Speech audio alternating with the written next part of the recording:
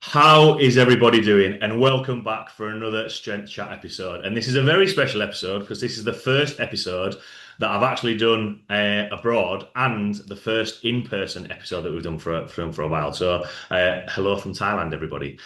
Today, I've got a very special guest here. Today, I am joined by the founder and CEO of Base, also the co-founder of the Fit Guide and host of his very own successful podcast, The Fitness Business Asia.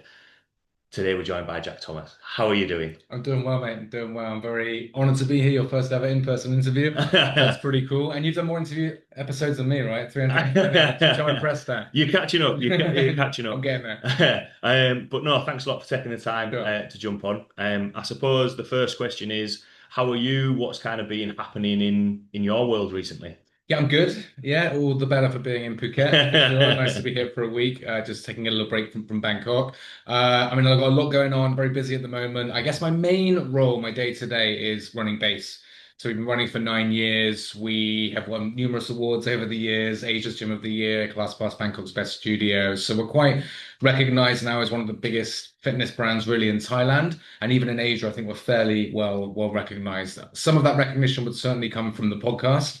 So set up base in 2016, in 2018, set up Fitness Business Asia. In 2019, started doing weekly episodes. So half of those episodes are me talking about base. Yeah. So what we've been through, how we recruit, how we market the gym, building SOPs, really every single aspect of fitness business, really from my perspective and my experience through base. And then the other half are interviews. So we started off interviewing just people in person in Asia. And then during COVID, we started interviewing people from around the world with the goal of kind of building up the fitness industry in Asia. So it's still very Asia focused. Even if we have a US guest, we do kind of tailor the conversation to Asia or kind Yeah. of bring Asia insights into it. But really, anyone from anywhere can certainly listen to the show and get something from it. Then a couple of years ago, we set up the Fit Guide. And that is essentially what the Michelin Guide is to the world's best restaurants. Yeah. We are to the world's best gyms. So my business partner with that, he's in hospitality. He works with the world's best hotels, restaurants, spas. He used to work for Forbes Travel Guide, which is like the Oh, global sort of standard really for hotel yeah. evaluations. And so we wanted to bring some of those elements from hospitality into the fitness industry.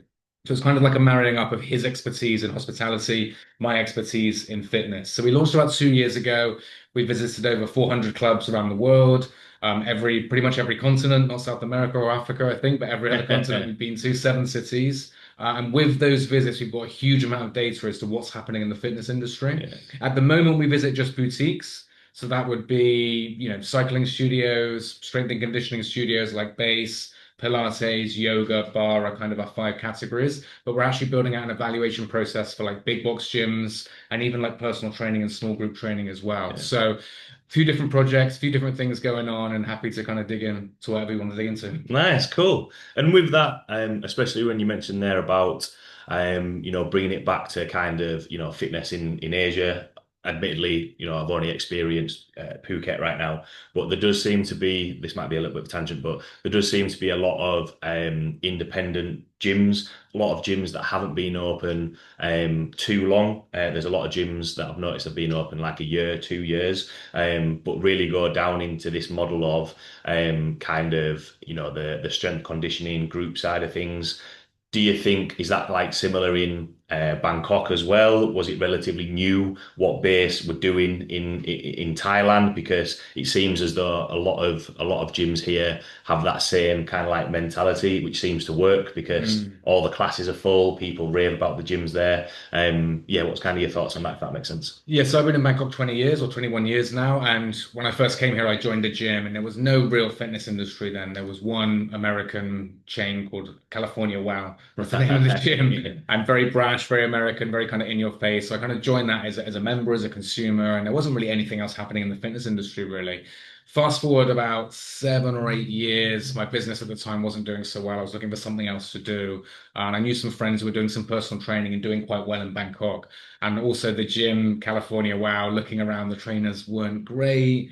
They were on their phone a lot, really paying much attention to the Yeah, client. And I really saw an opportunity to kind of be the coach that really gave a damn and really Yeah. cared and, really gave 100% to their clients. And my friends that were personal trainers in Bangkok were doing quite well. My business wasn't doing well. I could see an opportunity to make like decent money. So I went back to the UK, got my certifications, my qualifications there, and then came back to Thailand. That would have been 2011. At that time, there was no real boutique fitness scene, really. I Yeah. started working for a very small studio that was it was almost like in a converted office. It was Right. certainly wasn't very glamorous. I was doing park boot camps, personal training. We did some circuit training classes. And then a year later, we kind of opened the first boutique training facility, you could call it. So it was kind of very ahead of the curve, even compared to sort of what was happening in the UK, Australia, America. It was still ahead of the curve, really. Yeah. Similar kind of thing. We do personal training, circuit training, strength training classes, stuff like that. But no one else was really doing anything like that in the fitness industry in Bangkok. It was kind of just us and one other studio for about a year or two. And then they started like popping up everywhere. And then Yeah. all different types of training as well. So strength and conditioning, like what we did, spin classes, cycling studios, Pilates, yoga, it all started popping up everywhere. And at first, I was kind of a bit nervous that like there was all these competitors coming in. And then I could really see that these new clubs, these new gyms were actually just sort of helping to build an unbelievably immature market. And it Mm. was actually good for us.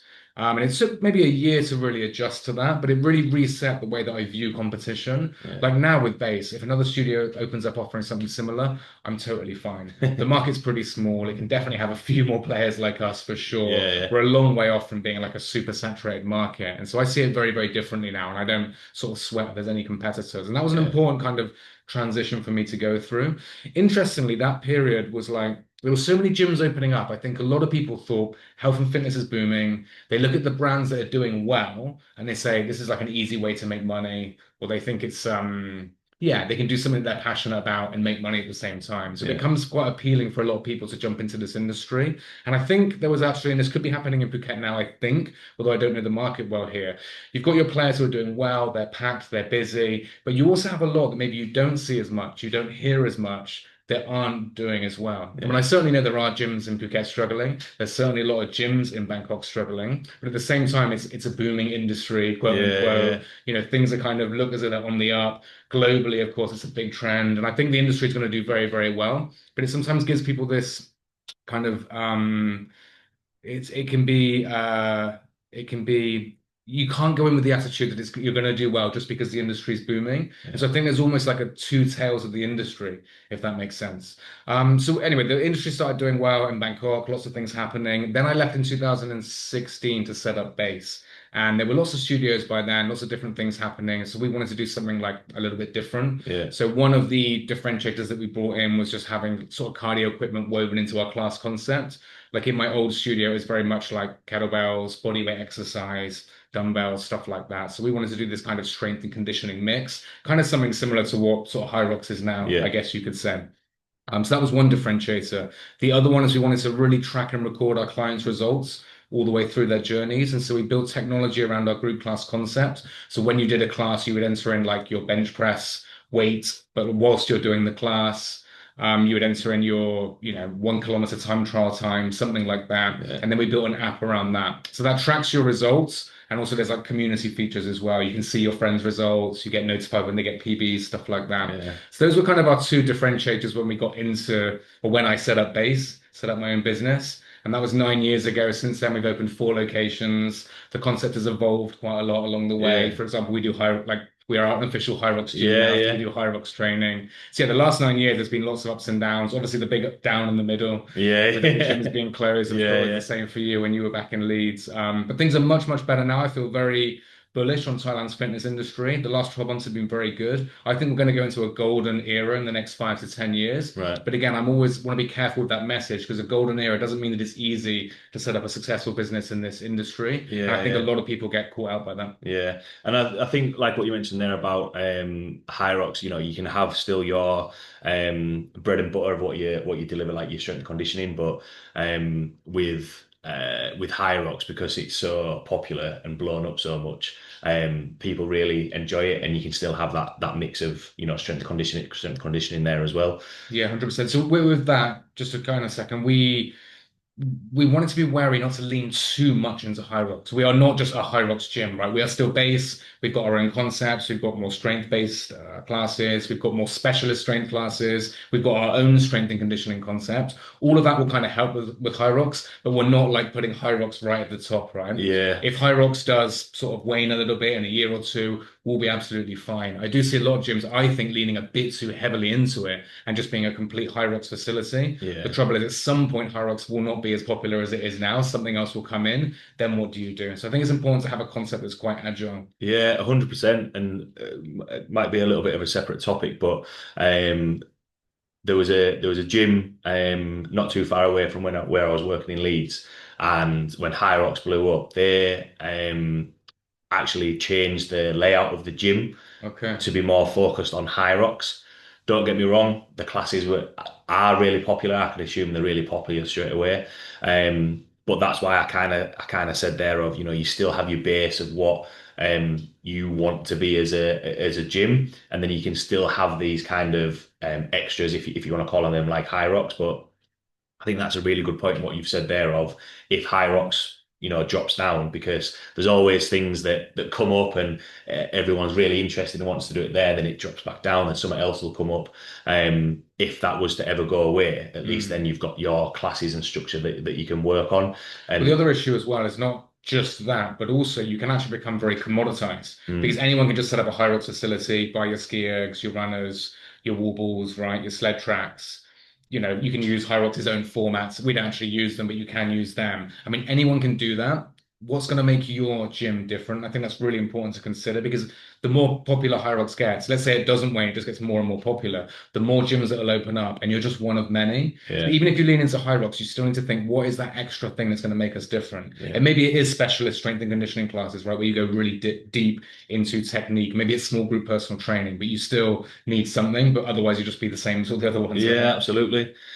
From what we just spoke about before as well, kind of two questions that were going around in my head was number one, obviously you mentioned, when you were delivering sessions, you wanted to raise that standard, be the best trainer, if you like.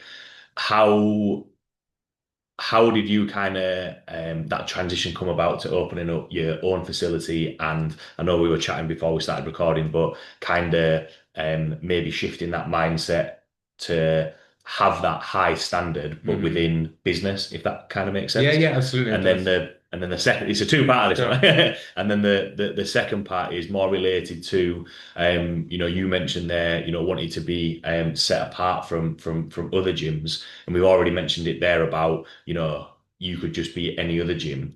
What are the key fundamentals that make a high quality gym, which other gyms may be missing out Mm. on? They might have the best equipment, all the gadgets, but they still have a high turnover of maybe staff, maybe members. Mm. I know two quite big questions there, That's all but right. Yeah, all yeah. good. So starting with the first one. So when I first came into the industry, I just really wanted to help people get fitter, stronger, and healthier. That was my goal. I never even considered for a second opening up my own gym. Right. I didn't even think, oh yeah, I'll do this for a few years and then I'll open my gym. I just didn't think that far at all. I just thought, want to help people get fitter, stronger, and healthier. Didn't have any money at the time, so want to make enough to live an okay life in Bangkok and pay back some debts that I'd accrued, doing my qualifications and everything Yeah. else. And just wanted to kind of do as many sessions as I could, really, and just learn as much as I could. So when I came back, I had zero clients, started working for this small studio that I was working for, and really just sort of focused on that. And if I'm honest with myself,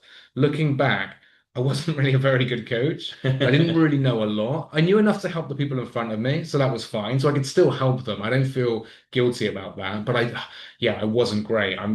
Someone like yourself would have just known way more than me in terms of like what kind of strength training to do. I was kind of making it up as I went along, looking on YouTube a little bit, trying to learn from the other coaches. So it was a very like steep learning curve. So what I kind of lacked in knowledge, I made up for in just really giving a damn about the clients, following up with them after the session, really trying to keep them motivated, trying to make sure that was the best hour of their day. And then over time, I learned more about the training, started having a few specialist areas like kettlebell training, got really, really into that. And so I tried to work with more people that wanted to learn about kettlebells. for example, then learned more about nutrition. So I thought I was really in a good place to kind of help people nutritionally. So over the years, I kind of layered the knowledge. But yeah, going back to those first clients, even though I didn't know much, they actually got good results, right?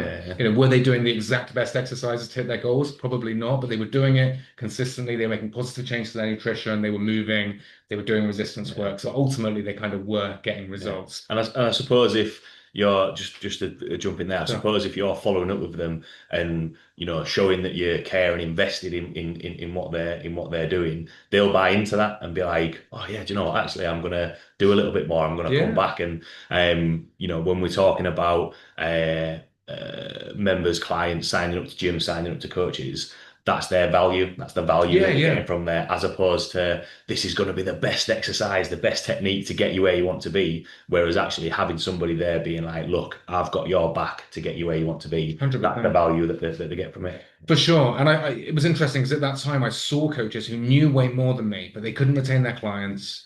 You could tell their clients didn't really enjoy it that much when they went. And they ended up, even though they knew more than me technically, they weren't getting as good results with their clients. That was really interesting. And I think the golden combination, of course, it's not to say that it's not important. Definitely learn as much as you can, always upskill. I mean, there's just so many free resources online or invest in education, certifications, and everything else. Definitely do all that. But if you haven't got those sort of soft skills, if you don't like helping people get fitter, stronger, healthier, that doesn't really sort of excite you, Yeah. then you're probably not going to be a success in this industry. And now with Base, through Base, we've hired over 100 coaches. Many have been successful, some of them haven't. And a few years ago, me and my fitness manager, Jeff, he's from the States, but he works here in Bangkok. He's our fitness manager, so he kind of takes care of all the coaches. We build a lot of our training together. We often go through the training with the new coaches together. So we talk about this a lot. And we kind of identified this common trait amongst coaches that are successful and or maybe unsuccessful. The ones that usually don't do as well are the ones that love training, but they love their own training, right? So they've Yeah. got their Instagram account, maybe they got a few followers, they're posting videos of themselves training, they love strength training or Pilates or whatever it is that they do for their own work. They love the progress that they've had. But honestly, when it really boils down to it, they're not that bothered about the person in front of them. Yeah. And that's totally fine, but it means that being a coach is probably not going to be the best job for them. They need to find, yeah, something else. Maybe just being an influencer, right? Because then they Yeah. can just show off about what they're doing.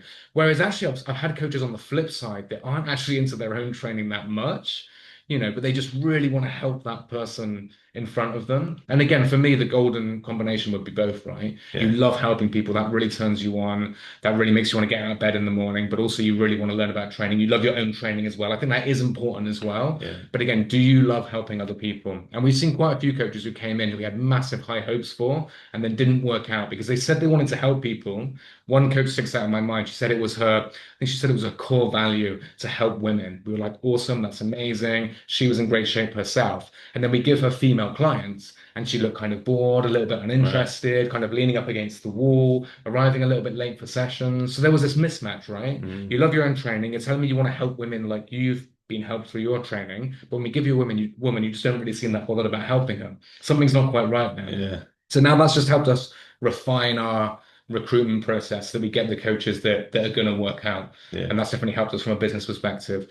Where were we? So, so then for a year, it was a small studio. I was doing park boot camps. I was doing like aqua boot camps. There was one time it was raining, and the women I was going to do a boot camp for, they wanted to do something in the pool. So I was doing basically aqua aerobics, so we called it aqua boot camp. I was doing all sorts of different types of personal training, really learning a lot. We would do events, corporate events, all sorts of different stuff. Outdoor boot camps was a big one for us as well. Yeah. And all of this was just kind of layering experience, doing different types of training, which later I think proved really, really useful when we opened base. We were thinking about the concepts. We did a lot of activations with Adidas. They were like our first big partner. We were like an official Adidas gym. We did some big, big activations with them and doing all of this different types of training, taking every opportunity I could as I was learning really helped like later down the line. Another pivotal moment for me is, well, we opened the first sort of boutique studio, as I mentioned, called The Lab. It was really very different. It looked great. It was in a really good location. It was right by the SkyTrain. It was kind of whizzing past the window. And it quite quickly became a cool place for Thais to come and train. So we went from being like 98% expat Yeah. to like 70% expat, so Wow. 30% Thai. And then over time, that became 50-50. And then over time, it became majority. And now we're about 80 to 85% Thai, Wow. 20 to 15% expat. And so that was huge because it really helped to kind of open up the market. Hmm. And what we did there was rather than having sort of a bit of a plain office turned into a fitness studio. We actually opened something that looked good, that looked special, to kind of get people excited a little bit. We had a proper brand behind it, a proper concept, and that's really kind of what helped to sort of blow it up. A year into that journey, I mean, I was doing doing maybe 120, 140 sessions each week, really gaining loads of experience then, loving it, making quite decent money at that stage. And then about a year into the opening that studio, I became fitness manager. And so that was really a huge step towards me opening my own studio. And I feel like an absolutely crucial step. I see some coaches that go from coach straight into gym owner, Yeah. and that's a tough transition. And they assume that because they're a great coach, and they might have it all, right? They might have the personal skills, what we've talked about, they might have the knowledge as well. They've got that all locked down. But can they manage a team, recruit a team, build a concept, Yeah. ultimately step away from training and Mm. inspire and train a team to deliver the training? Financials, marketing, sales, like can they do all of that stuff? Often the answer is no. They Yeah. think because they're a great coach, they can automatically do it. And I think that's quite a dangerous mindset. And that was one of the reasons I wanted to set up the podcast is to kind of share, yeah, my experiences, my thoughts on this, and get people to realize that opening a gym isn't easy. You Yeah. know, it's fucking hard. You need to really make sure you focus on all these things, build up the business side as well. And really, you shouldn't be coaching at all, Yeah. right? You know, if you just open a gym and you're there working maybe sweeping the floors, checking people in, doing the classes, doing personal training, you kind of bought yourself a job that you can't quit, really. And I think you Yeah. see that happening quite a lot. So that was a crucial stage for me. About a year after that, my boss moved to Australia. So I was pretty much running the whole facility. It was me and a Thai manager. And again, that experience was absolutely crucial. You know, it just kind of was an extra layer of responsibility. And that really made me feel ready to open base. I mean, I talk about this a lot on my show. Even though I felt very ready, the first 6 months were like a massive wake-up call. I had run a team, I'd managed trainers, and I think that part of base we kind of had locked down from day one. But I hadn't really built a brand before. I hadn't really built like proper SOPs for a Yeah. business, like standard operating procedures for every single part of the business. We didn't really have that at all at the beginning. Marketing and sales was very weak, sales especially. We didn't really have any kind of sales process. And the first 6 months were tough. Yeah. You know, we were losing money, our cash reserves were getting low, starting to get a little bit panicky. And I really made a decision to focus on the sales and marketing side. So I took a step away from training, threw myself into marketing and sales. And the first January, so about 6 months in, we had a really good, really strong month off the back of some of the research I've been doing, some of the landing pages we had, the campaigns we had, the improved sales process. We got on a dedicated sales manager. And so about 6 months after we opened, it just kind of clicked. Still had loads to learn, but going through that was really, really important because it made me realize that, damn, you thought you knew a lot and you thought you were the best person to do this. You weren't really ready at all. And on one hand, I'm glad I didn't know what I didn't know because it gave me the confidence to Yeah. actually do Yeah. it. But also, I'm glad I kind of had that initial hiccup and it made me realize I need to focus on this stuff and I need to be on Yeah. this like ongoing journey. I mean, fast forwarding a little bit, a year later, we opened up another location. So after that first 6 months, we had a really good 6 months. We then opened our second location and more problems started arising, more Yeah. holes started popping up. And that was when I realized, well, there's a couple of things. One, that I really need to focus on SOPs Yeah. for the whole company, right? I wanted to build a company so if we had 5 clubs or 10 clubs, we would still run fine. And that was a big, big process. You know, we didn't really have SOPs for anything. We did for the training, but not really for front desk staff, not really for marketing, even how we answered the phone. So really focused on that for, well, even up to this day, we're still refining it. But I would Yeah. say it was probably about 2 years before we really had something that I was like super happy with. I thought Yeah. was really professional and really right. And then when we opened our third location a year after that, we were much better placed. Yeah. We were pretty busy from day one. We had like a wait list on our first classes because I kind of knew how to launch a studio then because I'd done it Yeah. 2 times. So again, linking that back to the podcast through all of this experience, that's what I want to sort of help people with. Yeah. You know, I fucked up a lot along the way. I wasn't really ready in a lot of stages. And okay, it worked out well for me, but that might not be the case if you've got bigger bills, maybe not as big cash reserves. For whatever reason, it might not work out. So I want people when they set up their gym to be like 100% ready. Yeah, with that, from a couple of questions that I've asked there of, you seem quite reflective on, okay, well, going on to the sales, what could I do better? Opening one site, two sites, you can reflect on those things you mentioned there about hiring coaches. All right, reflected on that. How could I improve that system? How important do you think reflecting on, either the last month or procedures that you've done before is in allowing you to, or allowing gym owners to progress forward, if Hmm. that makes sense? Because Yeah, yeah, it from does. a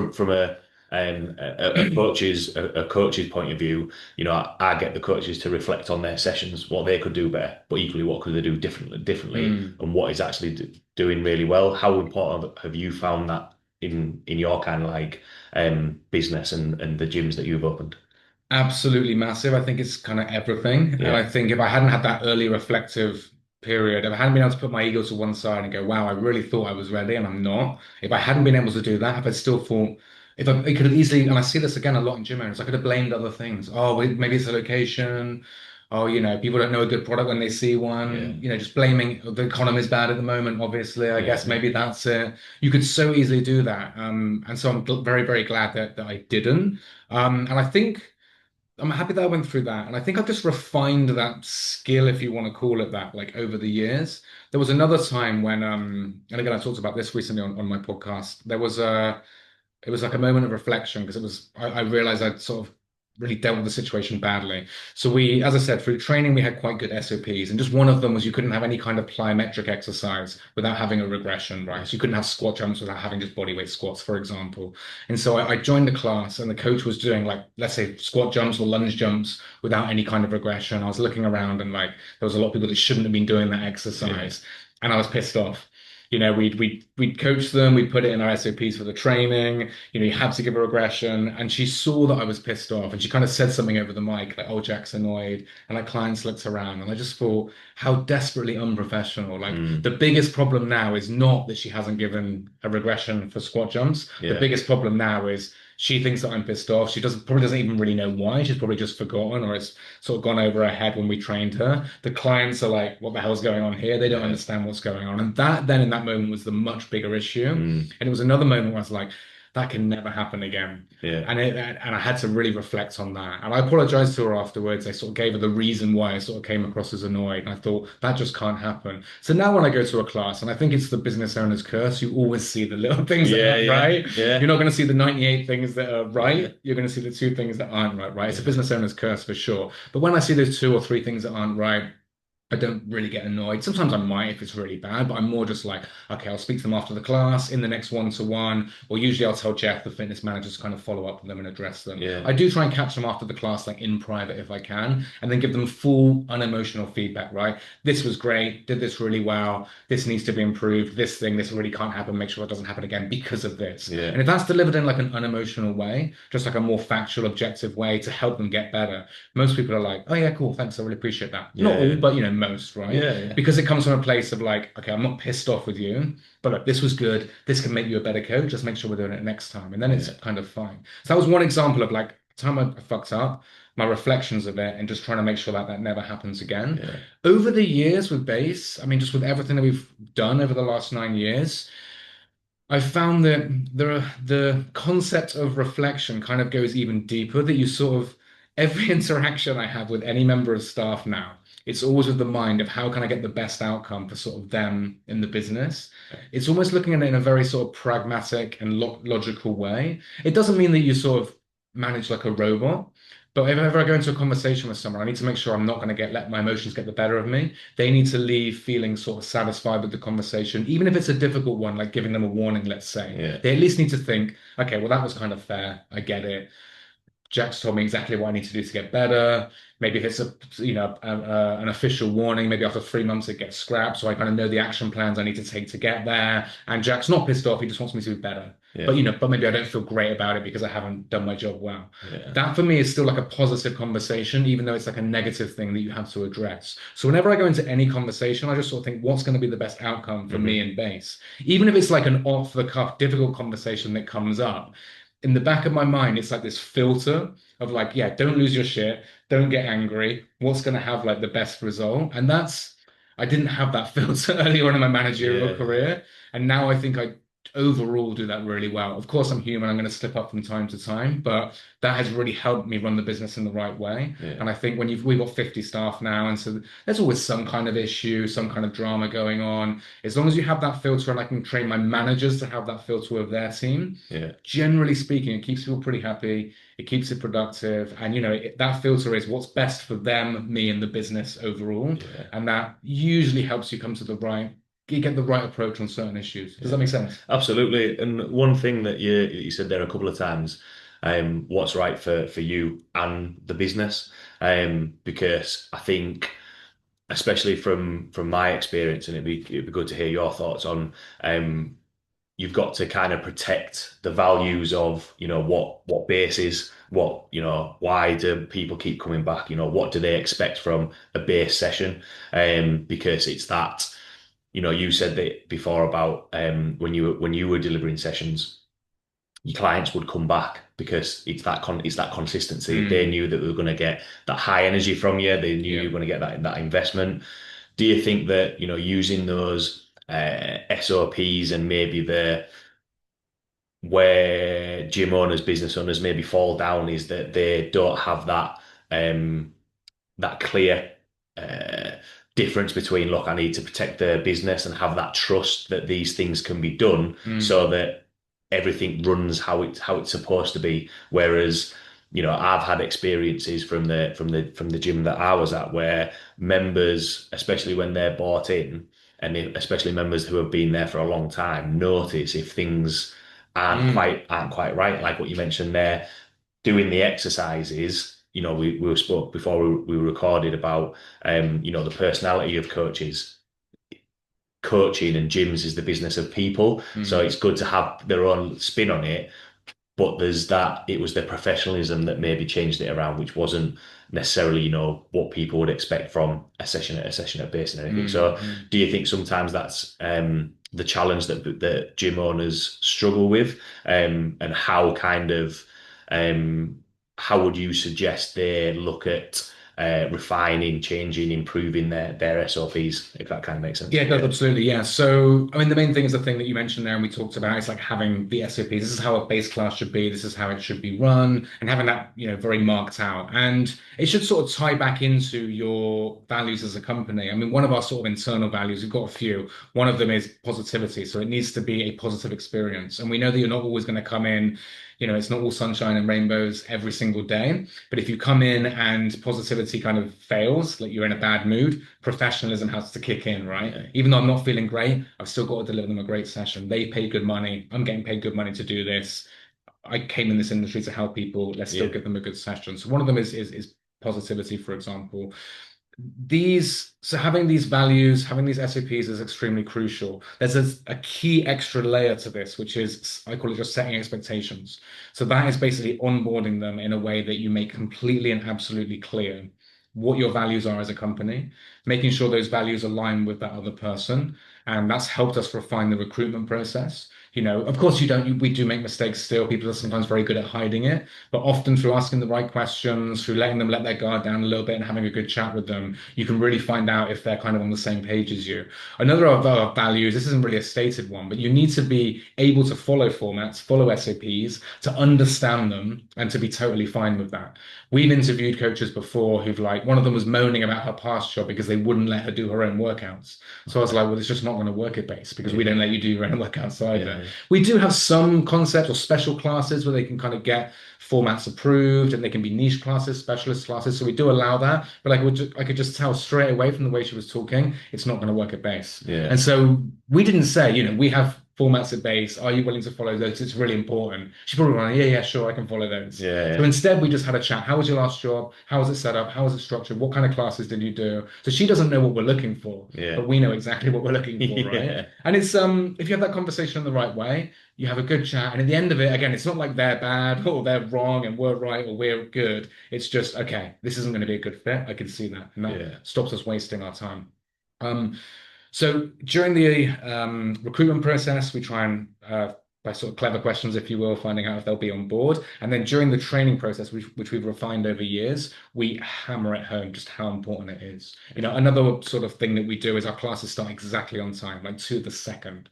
And through the Fit Guide and my own journeys at gyms and visiting gyms whenever I travel, that isn't always the case. I Yeah. did a class yesterday that was like, it started 3 or 4 minutes late, it finished 5 minutes late. We had plans afterwards, so suddenly we're kind of rushing around a little bit. We had 5 minutes less time than we needed to have, right? Yeah. There's just no reason for that to happen, Yeah. and so at base, we start on the second, and our clients now know that and they appreciate that. And so we have a whole process and a whole system to ensure that we start bang on time. They have to arrive at least 20 minutes before. They set up the class for 5 or 10 minutes. They make sure it's all up on the board or the screen. They check for first timers. They chat to first timers. They call people in 2 minutes before the class and they start bang on time. So the training process is really making sure that, again, they're on board with that. They understand why that's important. And we've just got better at doing that over the years. Yeah. And then, of course, we have like a 3 month probation period. So again, that's another opportunity to really make sure that they're doing it actually in action day to Yeah. day. So yeah, I'd say the SOPs, the values are all really important, but you could have all of that, but you don't communicate that at the beginning. Yeah. And then you only see that 6 months in. And as we discussed, we already might have got them a work permit, we might have Yeah. paid for that. And then suddenly we're like, oh, actually, this is a real mismatch. And Yeah. again, we don't get it right all the time still, but we do get it right most of the time now. Yeah. And that's just been, yeah, trial and error and reflecting as Yeah. we've discussed and kind of learning from successes and failures. Yeah. I think the key thing that you said there was, you get it right most of the time now. Whereas I think, especially from conversations that I've had, is sometimes they want everything to be like perfect straight away, similar to taking someone for a session. I'm going to give them this cue, and their squat's going to be perfect straight away. Whereas actually, it's going to take time to build that up, and it's only when you try one thing and think, oh, okay, this is what we're going to do from there. So, for example, for new members coming in for sessions, we used to have it written as like new member, but when you're looking at somebody's class and it just says new member, so we just changed the color of it and it just highlighted that a little bit Mm, more. Do you find that the ESOPs and especially when you've got multiple sites, it makes the team's life easier and it allows you to have that trust that it's kind of like I don't know if bulletproof is the right word, but it just kind of makes it all right, okay. And then how much easier can it make it so that once they've done the admin side of things, all then they have to do is focus on the yeah. qualities that deliver a good session, a good class, whatever it may be, or even, what I thought was a good point that you say was even an SOP at reception. How can that person leave Yeah. if they've got an issue with their membership, with cancellation, with anything from there, just so that that member, that client leaves thinking, Mm. oh, do you know what? I've been really, really looked after here because the staff, the team have been able to follow it from there, and then they can then make sure that that task is close with that member. If Yeah. that makes sense. Yeah. Yeah, I think it all comes back to getting the right people in the business. Like if you recruit the right people and you train them up in the right way, they love all of this because it Yeah. makes their job so much easier. Mm, If you recruit the wrong people, you just sort of you see someone's got a lot of experience. This is me 15 years ago or 12 years ago when I was first a fitness manager. Oh wow, you've got loads of experience. Yeah, come on in. yeah. Without asking any questions and not really even reflecting on this kind of stuff. And you bring in the wrong people, they just get pissed off. Why do I have to do this extra thing? Why Yeah. why is that important? Why can't I do my own classes? My classes are great. They were always really popular in my old gym. Yeah. So if you don't get the right people in, it doesn't work. They don't like it. But when you get the right people in, or to be honest, like new people in the industry, and it's like this age-old conversation. Would you rather the coach with 10 years experience or the coach like brand new, right? And most people, honestly, in business who run gyms, say they'd rather have the new person and train them up because the 10-year person's Moldable. got it. Yeah, exactly. They've got their own ideas, their own ways of doing things. I've certainly worked with a lot of exceptions, like very experienced Yeah. coaches who've been absolutely brilliant, right? Some of the best coaches I've worked with who've been fantastic. But then I make sure they're going to be okay with the way that we run things. They're gonna have to be, and I would ask them more questions on that. New people are a little bit easier because they don't know any different, and so you can really, yeah, mold them if you will, or just sort of explain to them why this is so important. And I think it makes their life easier. It gives them more consistent experience. It's going to make their lives easier as a coach as well. I think if someone's a sort of true free spirit and they just want to do whatever they want on any given day, yeah, just don't work in a gym, right? Just be freelance. But I kind of hope that by understanding these things and following these things that people will just have better careers in the industry. Yeah, yeah, If they ever want to be a gym manager or open their own facility, they have to buy into this, right? yeah, So if I know they want to do that, it's especially important to me that they do understand it. So with that, the next sort of important part is that communicating why it's important. And I think that's so crucial. When you have like a new SOP that needs to be done, I think some business owners are like, right, this needs to be done. And I've heard people talking about other gyms. This needs to be done, make sure it's done, or there'll be trouble or there'll be warnings. And no one really quite knows why they're doing it. And that's where resentment grows. Or maybe if you're not giving accountability and you've got 5 locations, they just stop doing it because they yeah. don't really know why. They've just been told that they must do it. And they'll be held to pay if they don't. If they understand why, they're Mhm. much more inclined to actually do it. Yeah, So, with our first timers process, so let's take a step back with that. First, we talk about why is it so important that we welcome first timers in the right way? And hear what they've got to say, right? yeah, Put the question to them. And usually people say, oh, well, they're going to be nervous, they don't know what to do. It's their first time. They might be, thinking, do I join this gym or not? Really you get a group of 5 people and they're going to probably cover every single angle why it's so important to give that person an incredible experience. Okay, cool. How can we do that consistently every single time when we have 5 locations? yeah, Oh, well, let's make sure we get told before the class starts. Okay, cool. Let's make sure we get there early, right? You get a group of 3 or 4 people and well, they're going to come up with all of this stuff anyway, and then they're going to buy into it. So that's how we kind of train the team. We ask them the questions, we kind of get them to say it. If they've missed a few things, we'll add those in, but it all makes sense to them. They're much, much more likely to do it rather than, right, you have to do this stuff. If not, there's trouble. So that's like an essential part. Help them understand why. yeah. And with that, because when you've got those SOPs and opening other gyms, do you think that in terms of scaling? Because I think a lot of gym owners, a lot of business owners uh, feel as though sometimes they always have to scale, whereas there's a time for that. I think it's good to get systems in place rather than I know obviously like problems will creep up the more facilities you have. But do you think that when you're talking about there of understanding why of people buying into the brand, if you like, as opposed to the first facility, which is just like you, as opposed Hmm. to base, do you think that it makes it easier that when people are coming in being like, yeah, I want to be a trainer at base. I want to work at base because you've got that because obviously with more facilities becomes that reputation becomes that brand and then it's easier that people are buying into the business as opposed to I'm going to go Hmm. work for Jack if that makes sense.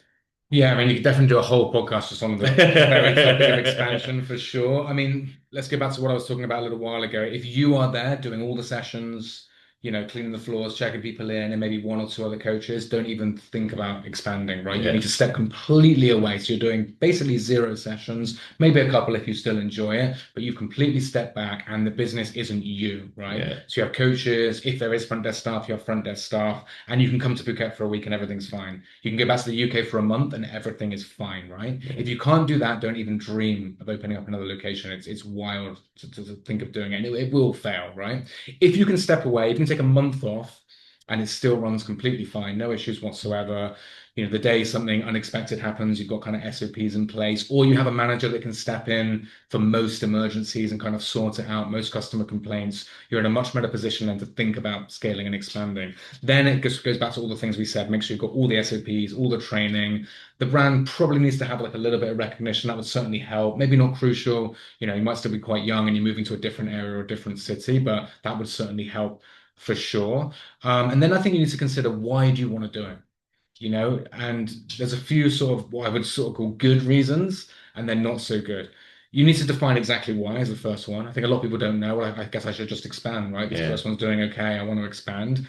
Not great. I think if you sort of want to do it just for the glamour of it, I want to have 20 locations so I can just sort of show off about that. And I think a lot of people, I really wanted to make sure I wasn't doing it for the sort of the ego or the glamour or being able to tell people they got X amount of gyms or the Instagram post or the LinkedIn post. So are you kind of doing it for the right reasons? Money is not a bad reason to do it. I want to make more money, right? And I've created something good. I create something that's popular. I believe it can do well in another part of the city. Yeah, let's do that. For me, a big part of it, definitely money was part of it. Big part was just I love what we're doing. I want to impact more people with this. I think we've built a great brand, great concept here, and I want to impact more people. So that was a big motivator for me. But just making sure that it's not ego driven, but it really just sort of makes sense to do it.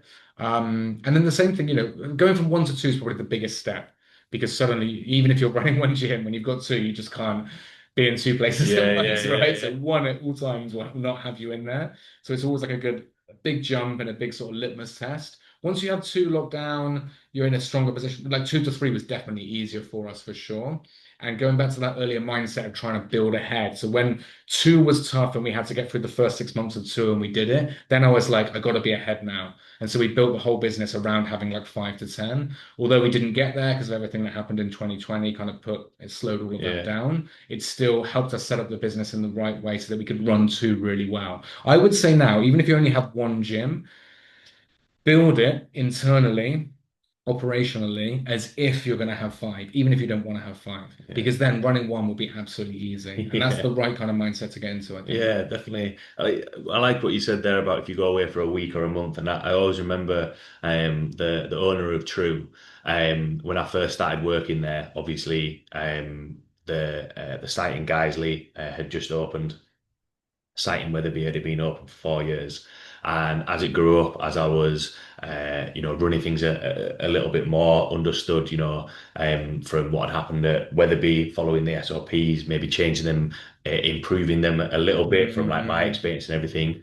I always remember Ed does a lot of like ultra marathons. So he had a race in Switzerland, and I remember saying to him, my ideal situation is where like I don't have to speak to you.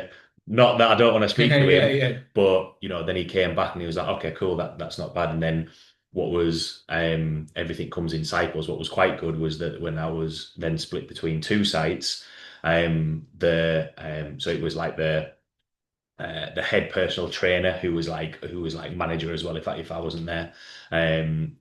Was kind of like he said the same thing to me of yeah, actually I don't want to be like asking me questions all the time, and that allowed me going through other topics that we've spoken about to go in, review things, reflect on things, see how Mm, things are, and then that way you've got that bird's eye view of things and stepping out of it. Whereas when you're doing sessions, you're only focused on that one mm, session, as opposed to seeing, right, well, how could reception improved? So like for example, one thing that we looked at was the reception area. We noticed that the we actually had the coffee machine near reception, but like the seating area was like away, so people were standing near the coffee machine, but they're not actually sitting down. So it's like, well, how can we improve that? All of a sudden, mm. the community increases, and then when people are coming in Yeah, for their yeah. first session, all of a sudden they're like, oh wow, so we've got members sitting down and having a coffee with each other. Nothing to do with training, but it was just one of those things where it was like, well, what gyms have I been to that I really like that? So especially myself competing in, powerlifting and strongman and having a rugby background, the community side of things is great. So any Mm, opportunity mm. to socialize, which is part of it, that's going to be part of it, was really important.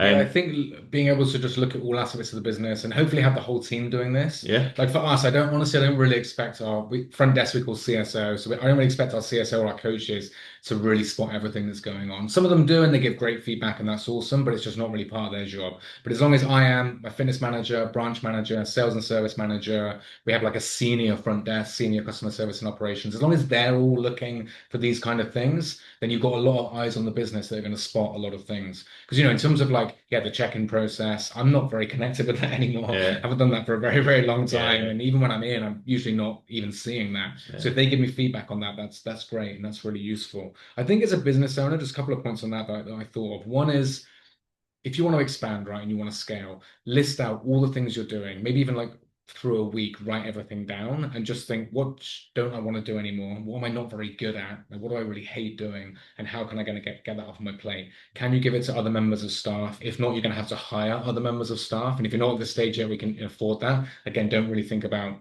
scaling. yeah, And what can I do that I'm good at, like uniquely good at, that's wide enough, it's going to have as much impact on the business as possible. Like now, one of the things at base would be sort of a long-term strategy, right? Or like, big marketing initiatives we're going to have, or maybe big partnerships. yeah, Those are just a few of the things I should be doing. Anything that's like day to day that can be hired for or can be put to one of the team, I just shouldn't be doing that. And just go through that filter sort of every 6 months or so and just try and shift as much work as possible. Hopefully get to the point where you can pretty much completely step back. The other thing in terms of sort of building a scalable business and SOPs is when anything goes wrong, think, right, if ever this happens again, even if it's something totally bizarre, like a dog runs in and throws up on the training floor and no one knows what to do, even if it's that bizarre, just write a proper SOP for it, right? So Yeah, even if I am bothered in Phuket, I can just be like, go back to the SOPs that's in there and they can look and, oh, I need to do this. I need to call this cleaning yeah. company. I thought you were going to You say know, then that was actually something that happened in base. Then not there. Yeah, it's not. We've I... had some crazy shit happen, but yeah, the studio's been flooded and stuff like that. So we've had crazy things happen, Yeah, but yeah, but usually it's not going to be that crazy, but it'll just be something that there's no SOP written. So yeah, fine. I've been pulled away now from my holiday to sort this out, but next time that's not going to happen. yeah, So I'm yeah, going to write an SOP. It's going to be in there. It's going to be easy to find, and if it happens again, they'll know exactly what to do. yeah. The other third thing is just making sure that the owner only gets bothered for like very important stuff. Hmm. So you kind of train and empower your managers so they can sort out almost anything. And I Yeah, think an important step in that is saying, look, don't worry if you get it wrong. It's fine. yeah, We'll just talk about it. We'll do some training on it. It's okay, but do what you think is best in the moment. And yeah, of course, if it's something big, if it's something potentially expensive, let me know and I can give like the word on yeah, that. But just go for it, make a note of it, and we'll talk about it on our next one-to-one or our next management meeting. yeah, So if you do those things and you have those filters, you do get to that stage where you don't get bothered too much. And yeah, then you can think about how do I grow this business, right? You yeah, wake up and that's your one thing today. How do I grow this business? yeah, Not, chatting to this customer, telling off this coach, coaching this class. Front desk hasn't arrived. yeah, Hasn't come in today. I need to check them in. You can yeah. focus on the important shit. Yeah, absolutely. I think from that, especially from kind of like where I am in terms of a management position, and especially with the gym owners that I've worked with gym owners that have been really good. I've worked with gym owners that haven't been so good.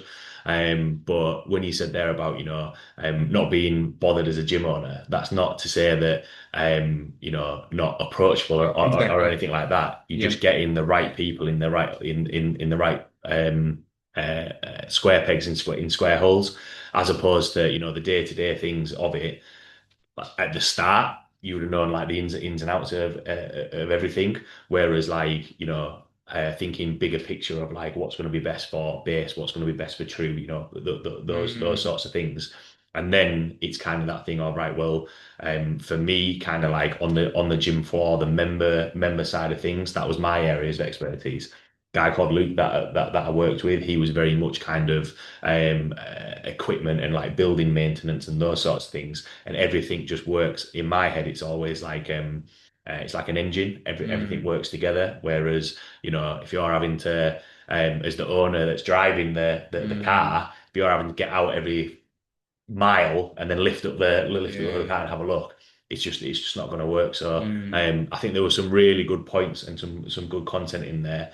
The last question, Jack, which I Sure. like to ask, is from everything that we've chatted about there, what would be your take-home points or words of wisdom for business owners, gym owners? And I think there's really so many. We can cover a lot. I'm really passionate about just people management and I really enjoy it.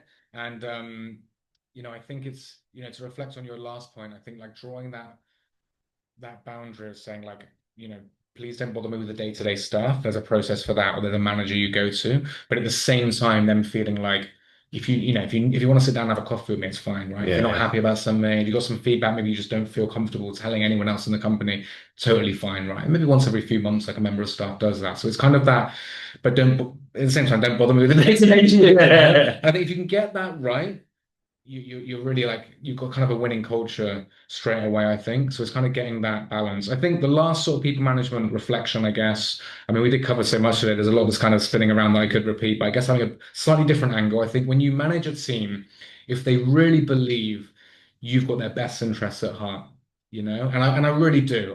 Of course, I want base to be the best it can be, right? But I want every single person to be the best they can be. And whether they stay with us for like a year, which I'd hope that every member of staff stays for at least a year. Our coach retention rate is excellent. We've had coaches like 6, 7, 8 years still with us now. Most coaches stay with us for at least 3 years. So That's huge in, we've got in an terms of excellent. a gym, because especially when you look at the UK, the turnover's It's massive. So tough. Yeah, that's sure. really good. Yeah, retaining coaches is tough. So I'm really, really proud of that. Yeah, Even through COVID, when a lot of coaches coaches left to go freelance or do online coaching. We kept almost all of our coaches. So I'm really proud of that. And I think the biggest thing is they feel like most of them, most of the time that we care about them. We want them to be great. If they can be great, we can be great as a business as Yeah. well. And for me, my only hope for anyone that comes into base is like when they leave, and of course everyone does eventually, they're in a much, much better place than when they started, right? They've learned more, they've upskilled, and we've been sort of a big part of that development as well. And I think with that attitude, with that value, if you will, of the company, I think, you can build great things. Again, I'm proud that, again, not everyone,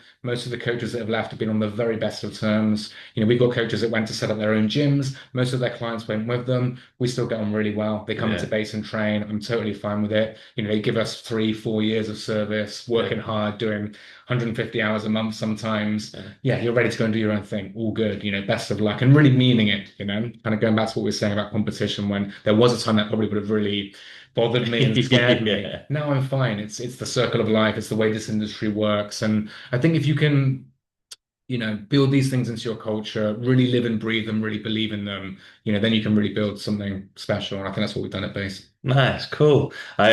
Like I say, some really good information on there. Really appreciate you taking the time to jump on. If anyone has any questions about what we've chatted about today, want to have a look at your podcast, or yeah, just kind of pick your brains about this, where could people find you or reach out to you? Yeah, LinkedIn's the best place. That's where I'm most active. Just Jack Thomas, it'll probably pop up, or Fitness Business Asia, LinkedIn/IN/Fitness Business Asia. Two podcasts. So one is Fitness Business Asia. Yeah, So as I've said, even if you're not in Asia, there's certainly a lot to take. You talk a lot about what we talked about today, going into more depth. The other one is Five-Star Fitness. So that's specifically about bringing more hospitality into the fitness industry, really going deep into the customer experience. So we don't talk about finances. We don't really talk about sales or marketing. It's how we can create like an incredible experience. And that's also featuring my co-founder of the Fake Guide, Matt, who's got a background in hospitality. So those are the two resources, or of course, LinkedIn, if you want to connect with me directly. awesome. Well, thanks a lot, Jack. Thanks a lot to everyone listening, and I will see you all next week. Cheers.